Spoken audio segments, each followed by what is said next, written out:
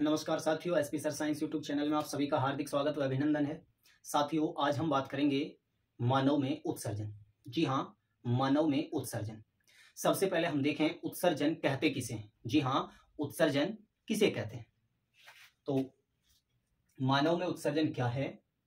First heading हमारी होगी उत्सर्जन।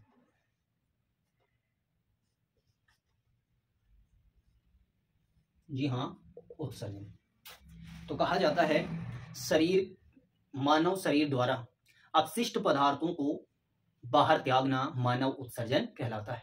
और उत्सर्जन कहते हैं किसी भी सजीव द्वारा अपशिष्ट पदार्थ को शरीर से बाहर त्यागना उत्सर्जन कहलाता है। और मानव उत्सर्जन होता है मानव के द्वारा अपशिष्ट पदार्थ को शरीर से बाहर त्यागना उत्सर्जन कहलाता है। और ये भी याद रहे, एक इंपॉर्टेंट क्वेश्चन बनता है, मानव के उत्सर्जन का मुख्य अंग कौन सा है। तो याद रहे, मानव में उत्सर्जन का मुख्य अंग होता है वृक्क। जी हाँ, मानव में उत्सर्जन का मुख्य अंग होता है वृक्क। सबसे पहला पॉइंट। और ये भी याद रहे, मानव में जो वृक्क जो होते हैं एक जोड़ी के रूप में पाए जाते हैं। और प्रत्येक का भार देखा जाए, वृक्क का भार यानी प्रत्येक का भार देखा जाए, वृक्क का भार, मानव में वृक्क का भार होता है 150 ग्राम का। जी हाँ, 150 ग्राम। प्रत्येक वृक्क का भार मानव में लगभग 150 ग्राम का होता है। यह भी इंपॉर्टेंट याद रखने योग्य बात है। अब हम बात करते हैं वृक्क उत्सर्जन में किस प्रकार योगदान देते हैं। तो याद रहे दोस्तों, वृक्क उत्सर्जन का मुख्य अंग होता है, मानव में वृक्क उत्सर्जन का मुख्य अंग होता है। और वृक्क रक्त को छानने का या शुद्ध करने का कार्य करता है। याद रहे, यहां वृक्क मूत्र को छानने का और वृक्क को शुद्ध करने का कार्य करता है। और ये भी ध्यान रहे, वृक्क रक्त को शुद्ध करने का कार्य करता है। मानव वृक्क रक्त को शुद्ध करने का कार्य करता है।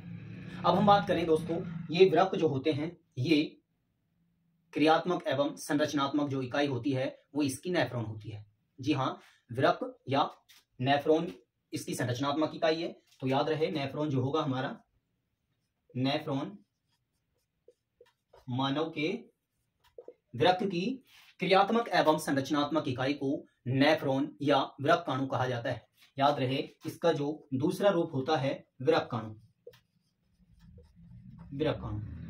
मानव वृक्क की जो क्रियात्मक एवं संरचनात्मक इकाई होती है नेफ्रॉन होती है। और नेफ्रॉन को वृक्काणु भी कहा जाता है। अब नेफ्रॉन इसकी आकृति देखें हम तो कुंडली नुमा संरचना के रूप में होती है। और इसमें अनेक केशिकाओं का गुच्छ पाया जाता है। जी हाँ, इसमें अनेक केशिकाओं का गुच्छ पाया जाता है, जिसे हम बोमेन संपुट कहते हैं। और बोमेन संपुट में ग्लोमेरुलस पाया जाता है। याद रहे, बोमेन संपुट में ग्लोमेरुलस पाया जाता है। बोमेन संपुट में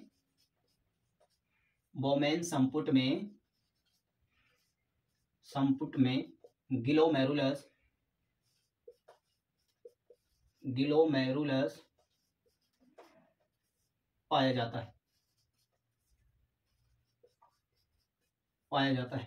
जहां यूरिन को छानने का कार्य किया जाता है।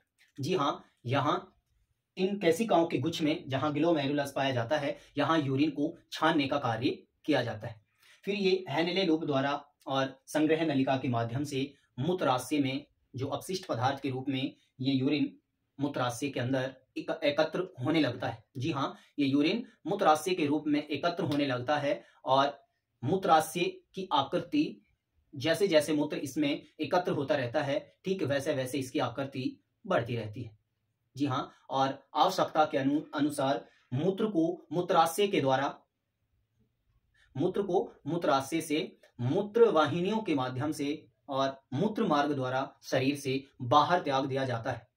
इस क्रिया को मानव में उत्सर्जन या मानव में मूत्र का उत्सर्जन करना कहा जाता है या होता है। ध्यान रहे, मानव में उत्सर्जन का मुख्य अंग होता है वृक्क। जी हाँ, मानव में उत्सर्जन का मुख्य अंग होता है वृक्क, और प्रत्येक वृक्क का भार लगभग 150 ग्राम का होता है।